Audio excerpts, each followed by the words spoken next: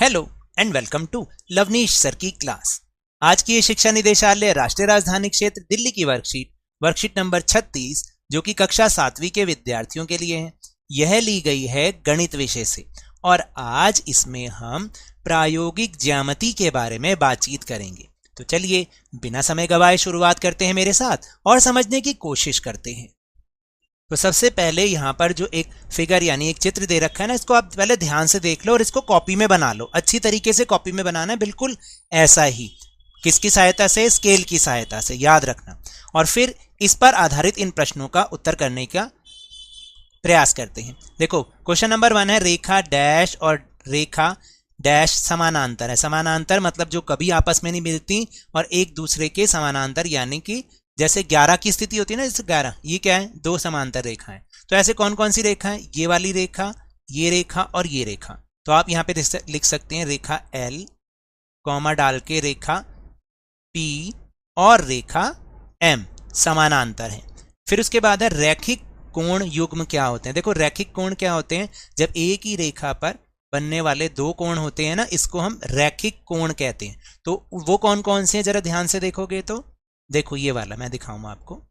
ये देख रहे हो यहाँ पर ये रेखा जा रही है और फिर ये कोण नंबर 4, कोण 8 और कोण 7। तो कौन सा जोड़ा रैखिक कोण बना रहा है? आप लिखोगे कोण नंबर 4, कोण नंबर 8 और कोण 7। ठीक है। फिर इसके बाद है रेखा डैश और रेखा डैश प्रतिच्छेद कर रही है। प्रतिच्छेद मतलब एक दूसरे को काट रही हैं। तो कौन कौन सी? एक तो मैंने ये बना रखी है और देखो दूसरी रेखा ये यहाँ पर काट रही है ना, इन रेखाओं के नाम देख लो। ये है रेखा N और रेखा T। तो आप लिखोगे रेखा N और रेखा T प्रतिच्छेद कर रही हैं। उसके बाद कोण डैश और कोण डैश शीर्षाभिमुख कोण है। शीर्षाभिमुख मतलब होता है जो आमने सामने होते हैं, जैसे कि ये वाला कोण और ये वाला कोण। ये क्या है? शीर्षाभिमुख, एक दूसरे के सामने है। तो आप लिखोगे कोण 3 और कोण 4 शीर्षाभिमुख कोण है। फिर उसके बाद है एकांतर आंतरिक कोणों का युग्म।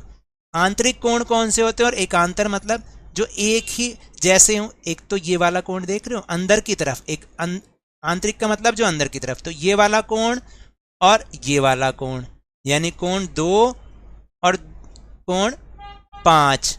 मैंने लिखा ही नहीं, 2 लिखा ही नहीं। देखो कोण 2 और कोण 5, एक तो ये है और दूसरा कोण 6 और कोण 1।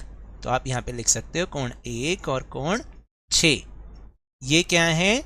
एकांतर आंतरिक कोणों के युग्म हैं। ठीक है। फिर संगत कोणों के युग्म। संगत कोण कौन सा होता है भाई?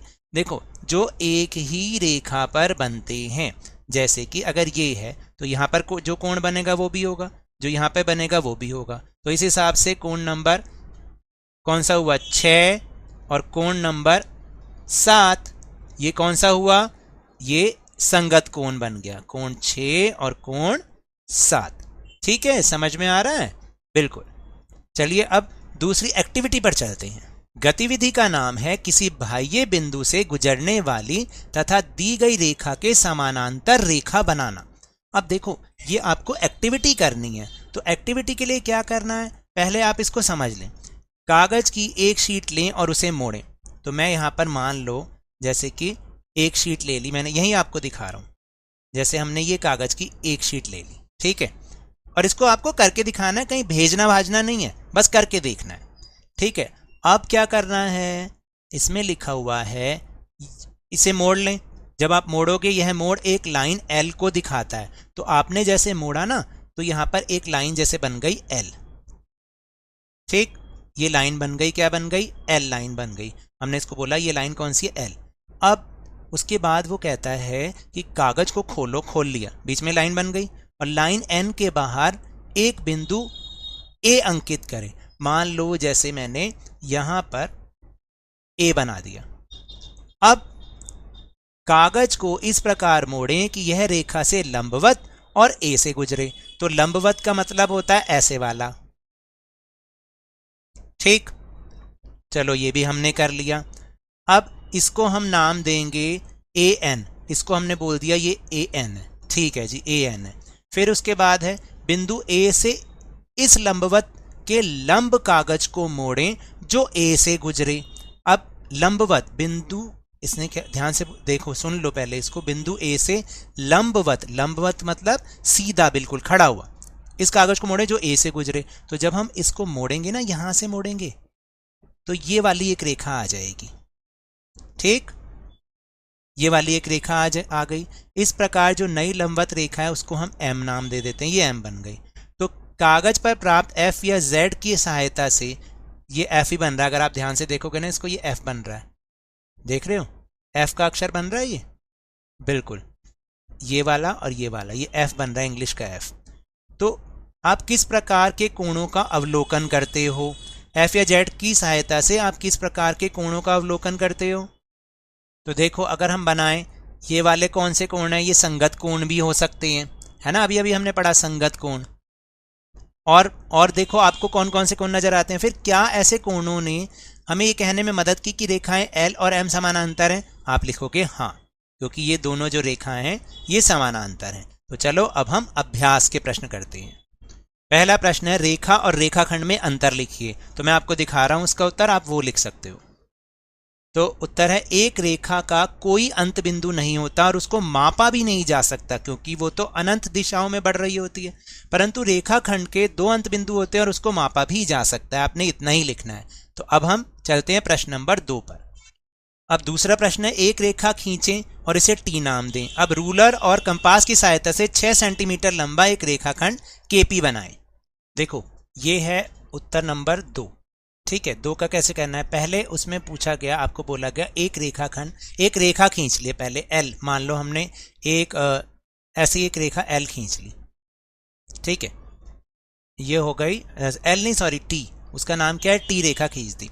अब उसके बाद प्रकार और रूलर की सहायता से, तो आप क्या करोगे, प्रकार का एक पॉइंट रखोगे यहां पर और 6 सेंटीमीटर की आपको बनाना है। प्रकार की नोक रखी यहां पर और फिर उसको खोला यहां तक, ठीक, ठीक है, बिल्कुल। पेंसिल की नोक रखेंगे यहां पर और एक बिंदु डाल देंगे। अब क्या करेंगे, इसको आप थोड़ा सा ऐसे बना देंगे दोबारा से, या तो किसी दूसरे रंग से बना दो या उसके नीचे भी बना सकते हो। तो ये आपका एक केपी रेखाखंड बन जाएगा, केपी, और जो कि कितना होगा, 6 सेंटीमीटर का, ठीक है। और ये आपकी रेखा बन गई थी टी रेखा। इस तरीके से आपको बनाना है। फिर इसके बाद है, एक बिंदु बनाएं और इसे अपने नाम के पहले अक्षर का नाम दें। अब इस बिंदु से किरण खींचें। इस बिंदु से आप कितनी किरणें खींच सकते हो, जैसे मान लो मैंने एक बिंदु बनाया, मेरे नाम का पहला अक्षर है एल, एल बिंदु बना दिया, जो आपके नाम का पहला अक्षर है आप वो लिखोगे। अब इससे एक किरण बनाते हैं। किरण कैसे बनाते हैं, याद है ना, ये बन गई एक किरण, एक तरफ होता है, एक तरफ एक अंतिम बिंदु और एक दिशा में वो अनंत रूप से बढ़ रही है। मान लो दूसरी किरण बना दो ऐसे, तीसरी किरण बना दो, चौथी किरण बना दो, पांचवी बना दो, छठी बना दो, सातवीं बना दो। तो ये तो बनती जा रही हैं, बनती जा रही हैं या नहीं बनती जा रही हैं, एरो जरूर लगा देना, ठीक है। तो इसका मतलब, इसका उत्तर क्या आएगा, अनंत। आप लिखोगे अनंत। इतनी किरणें खींच सकते हैं जिनको गिना नहीं जा सकता। उसके बाद अपने परिवेश में से निम्नलिखित में से प्रत्येक का एक एक उदाहरण लिखिए। रेखा, रेखा का उदाहरण क्या है, सड़क, क्योंकि दोनों तरफ से वो बढ़ती रहती है। किरण, किरण का उदाहरण सूर्य की किरण, ठीक। और रेखाखंड क्या हो सकता है, रेखाखंड तो स्केल भी हो सकता है, जो फुट्टा होता है आपका, होता है ना स्केल, जिसको हम रूलर भी कहते हैं।